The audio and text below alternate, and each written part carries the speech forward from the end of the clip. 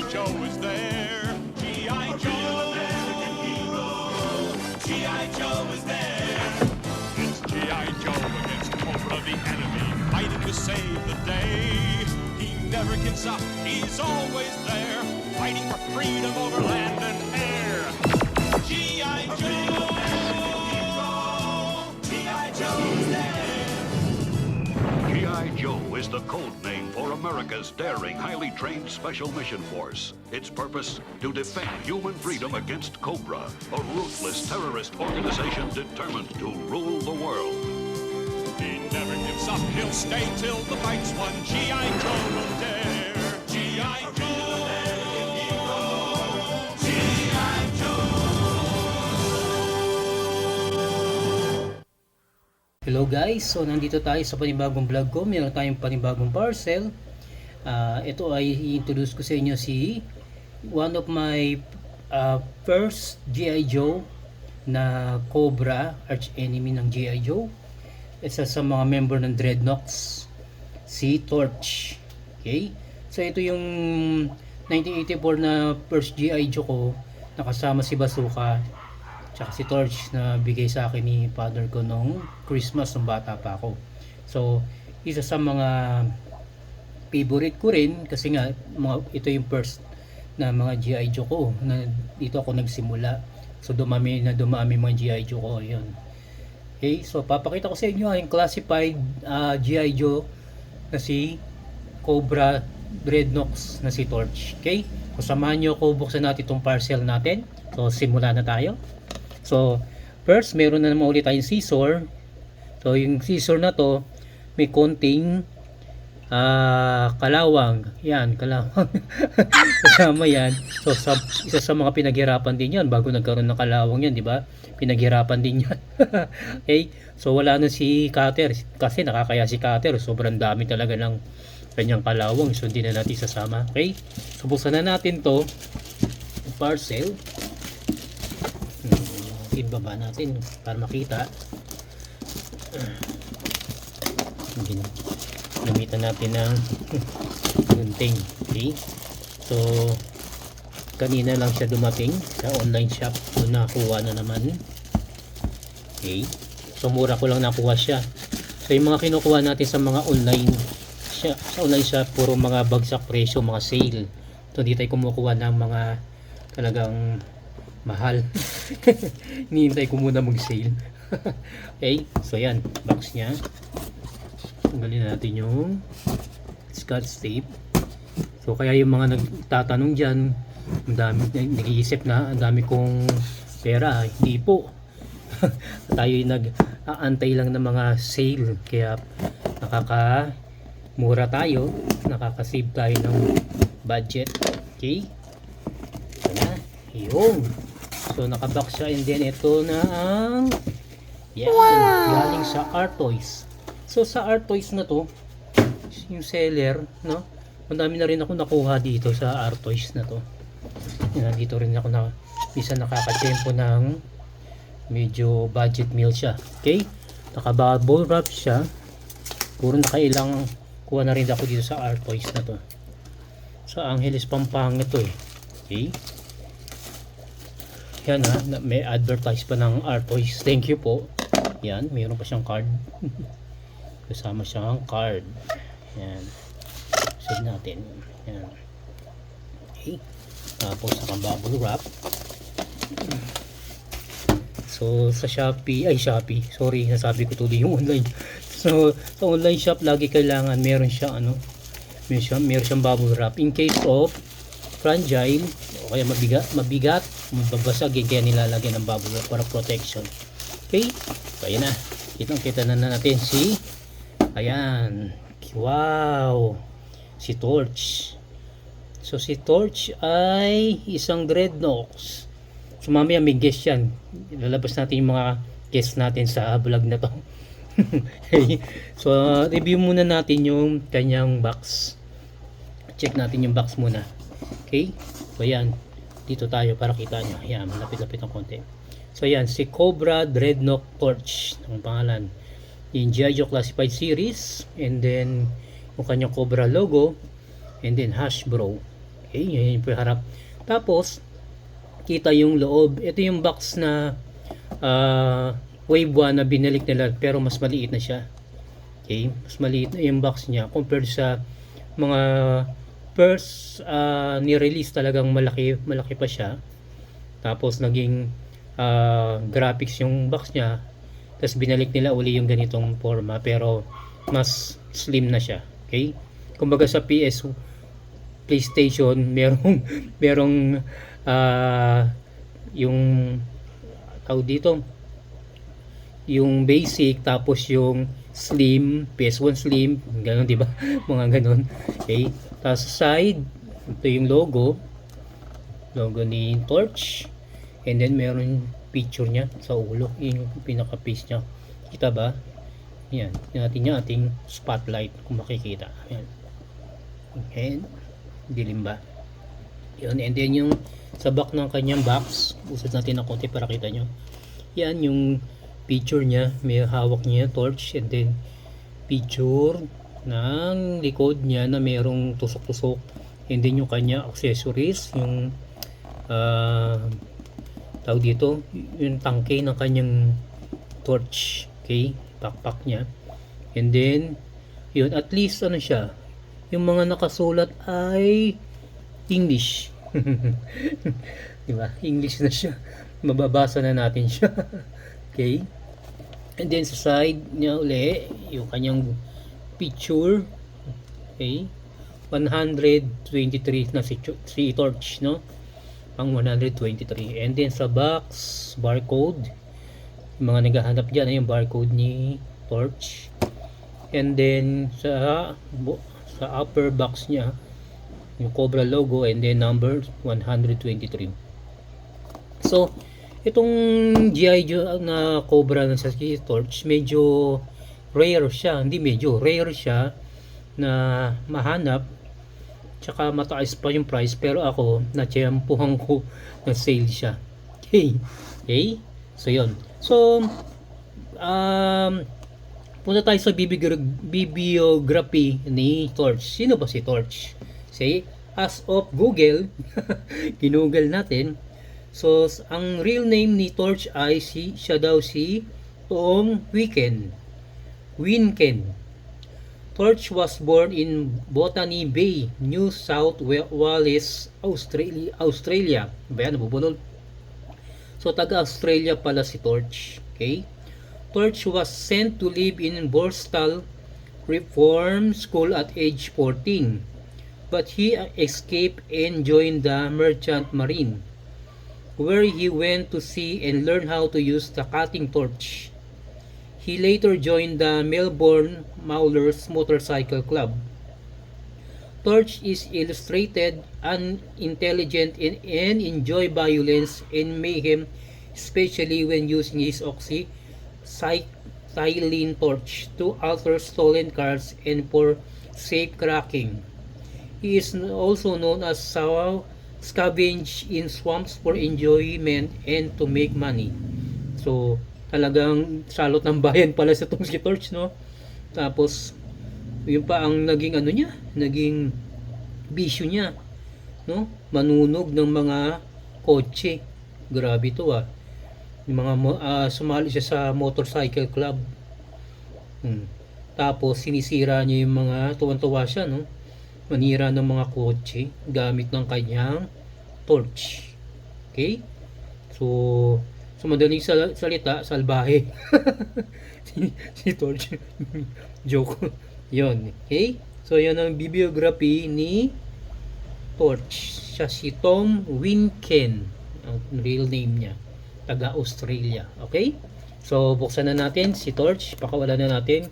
Pag pinakawala natin to, ang dami naman yung sisiraing kotse. Okay?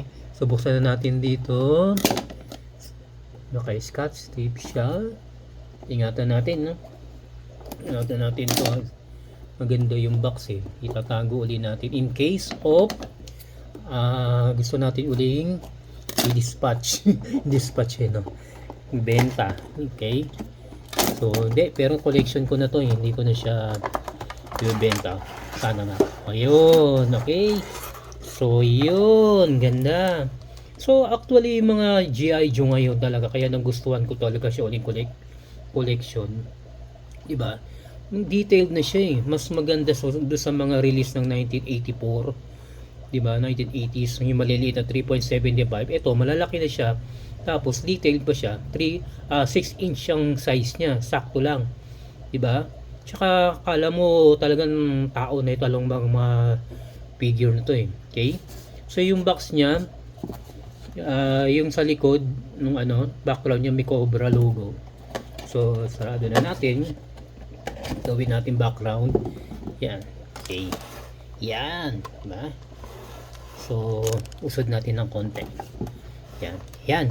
So simulan natin buksan yung unahin natin yung mga accessories niya. Tanggalin natin yan. Yung mga accessories niya. Ito yung kanyang backpack. Yung backpack na mayroong ito yung tawag dito, may gasoline, butane, dalawa, no? And then meron sa gitna yung kulay yellow na mayroong hazard kulay, diba? Next, yung kanyang 45 pistol gun. Yan, 45 pistol gun, maliit. Okay. And then yung kanyang torch, yung baril. Okay, mayroon ng apoy-apoy something. Talagang naka forma na doon, naka include na doon, naka-attach na. Okay. And then itong maliit na to, apoy. Sobrang liit. Apoy. Apoy sa baga. Yan. And then ito naman, ito yung kanyang hose. Haba na hose. Yun. Lalagyan natin doon sa sa backpack niya, tapos doon sa gun. Okay. Tapos yung fire effect, haba ng apoy sa gun. And ito naman yung maliit na gun effect, fire effect, no? Yung apoy. Okay. And then meron pa siya another handgun. Dalawa kanyang handgun, no? Sikot pa. Tanggalin. Yan. Another handgun. Pistol. And then syempre yung action figure na si Torch. Wala natin si Torch. Sasabog ng lagim. Sasabog ng lagim si Torch. Ayan.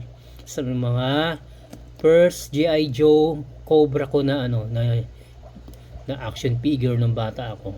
Pero detalyado na siya. Kita natin, isa-isahin natin, articulation muna. Yan si Torch. So si Torch, sa face sculpt niya, muna tayo. Okay. To turn left, right, up and down. Makakayuko. Tapos yung yung kanyang face, no? Mukha na siya tao talaga. Face ang mukha niya, no? Iba na talaga ang technology ngayon. And then meron siyang red tawag dito, scalp na hand sa sa noo. Okay. And then ang hindi lang maganda dito, ewan ko kung hindi maganda o sa inyo o sa akin, yung kanyang sunglass, yung salamin niya di natatanggal. Okay, talaga nakapix na siya, bulol pa no. Nakapix na siya compare nun sa dalawang dreadnoughts na si Buzzard at si Reaper. Natatanggal yung salamin, so hindi mo makikita kung ano talagang itsura ng mata niya. Okay, nakagano talaga. Tapos may balbas at bigote siya. Sa likod, ayos yung hair. Ang ganda ng ng hair, pagkakagawa. And then yung kanyang vest, same do sa G.I. Joe. Wala akong G.I. Joe maliit na na swap ko na nung bata ako eh. Okay. So meron siyang kwintas sa leeg, meron pa yung mga tusok-tusok, and then yung kwintas din na bungo. Okay. Tapos yung base niya merong mga kadena. Okay. Yan. And then kanyang braso merong ano din eh, oh, ano din, movable. Oh, nagagalaw din siya sa braso niya. Mga tusok-tusok, tapos meron siyang tattoo. And then merong kadena sa ano din braso. Pero ano siya, naka-fix na. And then sa kabila, sa right niya, pero sa akin left. May tattoo din. Meron ding hilig sa kadena, no? Nasa aso. Hilig sa kadena. Yung kadena niya yung katawan niya. And then meron siyang tawag dito, gloves sa kamay. Okay, kulay itim. And then yung belt, may bungo na naman. Sa belt niya sa gitna. And then meron siyang dalawang lalagyan na handgun sa hita. Lalagyan natin mamaya yung handgun yan dyan. Tapos meron siyang tawag dito, yan, yung sa boots niya para sa tuhod. And then yan, sa likod yung vest niya, yan, may tusok-tusok. Okay, tapos merong kadena uli sa paligid, sa likod. Tapos yung pants niya may drawing na apoy. Okay, mahilig siya sa apoy. Naglalaro siya ng apoy, no? Oh, naglalaro ng apoy. Yun. Yan. So, articulation tayo naman. So, yun nga. Up and down. Okay. O. Likon sa kaliwa, likon sa kanan. Ganun siya. And then, tingin sa tingala. Tingin sa tingala. And then, nakakayuko naman.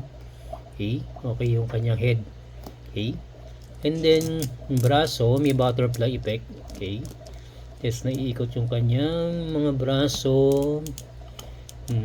Yan. Same with G.I. Joe's, no? Yung mga G.I. Joe. Yan sa kamay. Iikot. And sa kabila rin. Same din. Merong butterfly. Hello. Okay. Naiikot din ng mga hands. Same with other G.I. Joe. Wow, English. And then crunch siya. Yung kanyang tiyan. Yan. Lumuluwag para matatanggal. Pwedeng kumanan, kumaliwa. Kumanan pala yun. Okay. Kanyang baywang. Okay. And then yung hita. Okay. Ganun din. Nakabandam. So, same with articulation, no, ng mga G.I. Joe. Okay. May bend. Okay. Nakakaluhod din. Okay. So, nagagalaw din yung kanyang mga lagyan na ng handgun. And then sa tuhod, sa paa, yun, pareho lang din, gagalaw din. Yan, gagalaw. Yan. So yan ang kagandahan ng ngayon ng G.I. Joe. Pero same din with yung maliliit noon na maraming pwedeng gawin action. Hindi naman nawala sa G.I. Joe yan. Okay? So lagay na natin yung kanyang mga accessories. So ang ganda talaga, buti na lang kumuha ko ng torch para makompleto rin yung aking mga original trio dreadnoughts. Okay, lagyan natin ating backpack niya. Yun sa likod. Natin sa likod. Yan. Dapat shoot dun sa likod. Ayaw. Teka, shoot natin maigi. Ay, teka. Wait, there's more. Natin ma-shoot eh.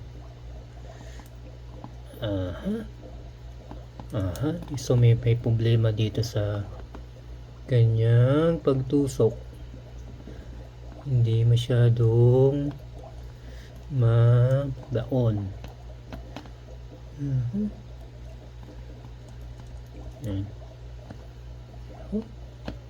Ayaw Teka, lagyan muna natin yung yung hose. Lagyan natin yung hose yun.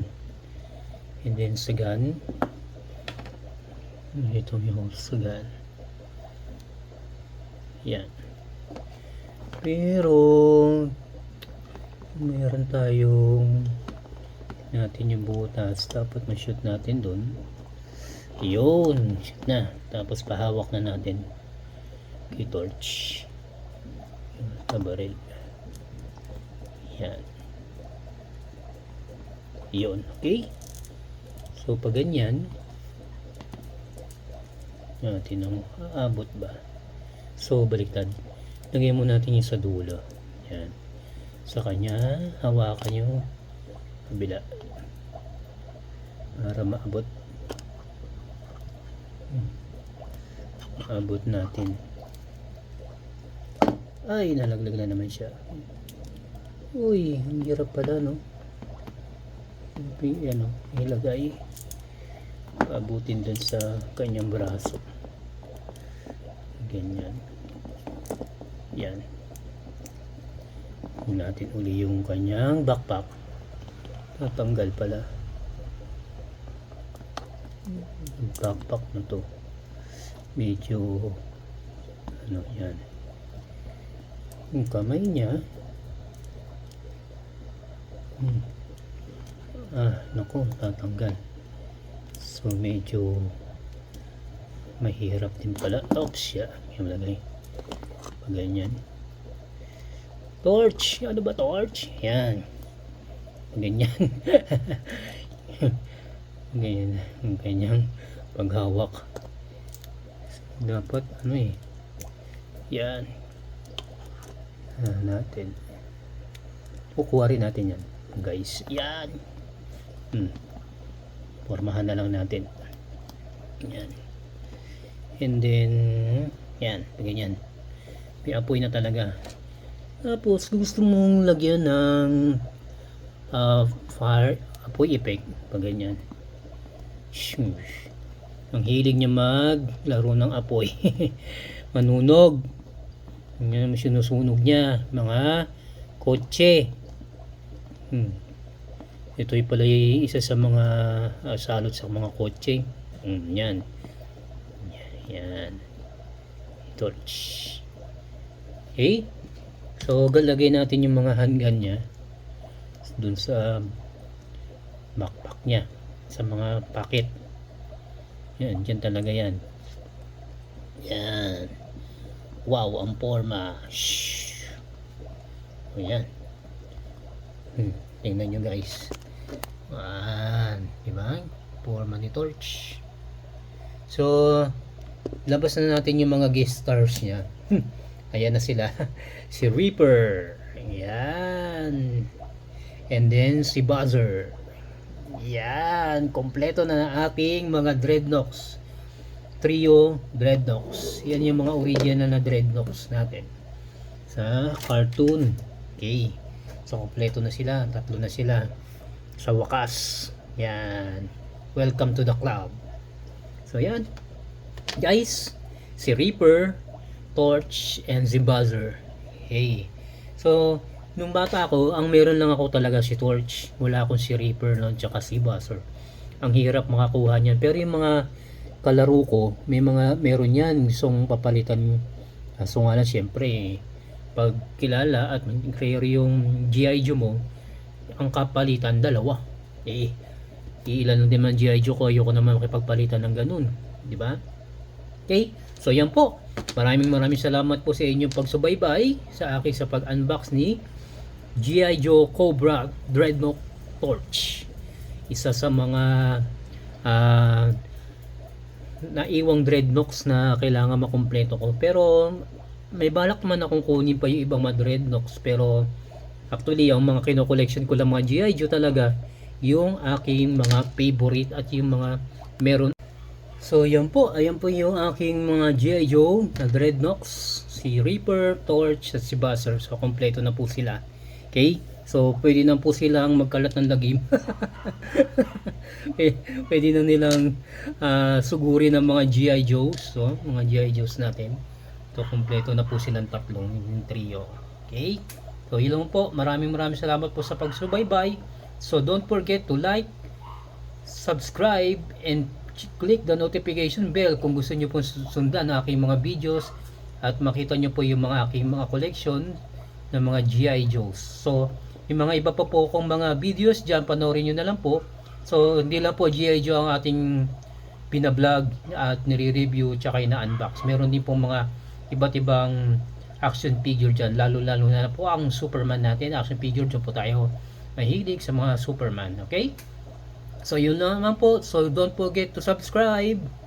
Goodbye guys, God bless.